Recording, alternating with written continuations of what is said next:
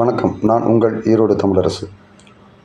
சமீபத்தில் நடந்த உலக கபடி ஆசிய ஜூனியர் சாம்பியன்ஷிப் போட்டியில் இந்தியா சார்பாக கடந்து கொண்ட அணிகளில் நம்முடைய கண்ணகி நகரைச் சேர்ந்த சென்னையில் இருக்கக்கூடிய ஒரு கண்ணகி நகர் என்கிற பகுதிகளைச் சேர்ந்த ஒரு சாதாரண ஒரு வகுப்பைச் சேர்ந்த, அதாவது ஒரு அரசு பள்ளியில் படிக்கக்கூடிய ஒரு 11ஆம் வகுப்பு பள்ளியில் படிக்கக்கூடிய மாணவி கண்ணகி நகர் கார்த்திகா. அதாவது பார்த்திங்கன்னா, இவங்க சிறு வயதிலிருந்தே அவர்களுக்கு கபடி மேலே ஒரு தீராத ஒரு ஆசை. எப்படியாவது கபடி விளையாடணும், நம்ம வெற்றி அடையணுங்கிறது. ஆனால் அவர்களுடைய பொருளாதாரத்தில் ரொம்ப பின்தங்கியிருக்கிறாங்க. அவருடைய தாயார் பார்த்திங்கன்னா துப்புரவு தொழிலாளியாக இருக்கிறாங்க. அவருடைய தந்தையார் பார்த்திங்கன்னா கட்டட தொழிலாளியாக இருக்கிறாங்க.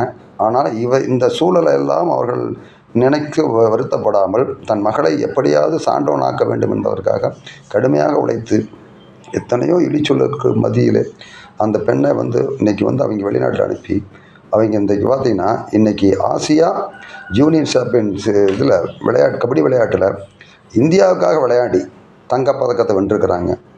இது அந்த பெண்ணுக்கு மட்டுமல்ல, அந்த குழந்தைக்கு மட்டுமல்ல, நமக்கும் பெருமை தான்.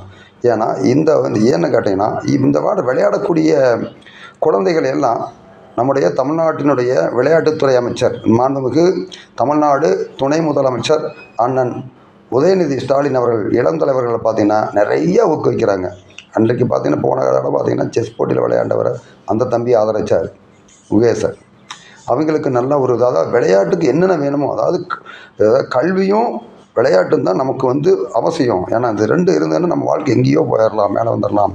அப்படிங்கிறதுக்காக இந்த விளையாட்டை ஊக்குவிக்கிறாங்க. இந்த குழந்தை பார்த்திங்கன்னா கண்ணகி நகரில் மிகப்பெரிய கண்ணகி நகர் கார்த்தியாங்கிறது இன்றைக்கி நம்ம தமிழ்நாடு அளவுக்கு இல்லை, உலகம் பூரா இன்றைக்கி அந்த பெண்ணு இருக்காங்கன்னா அவங்களோட அதுக்கு நம்ம மாநிலத்தினுடைய நம்மளுடைய திராவிட மாடல் அரசு சப்போர்ட் பண்ணி அவங்களெல்லாம் அனுப்புனாங்க.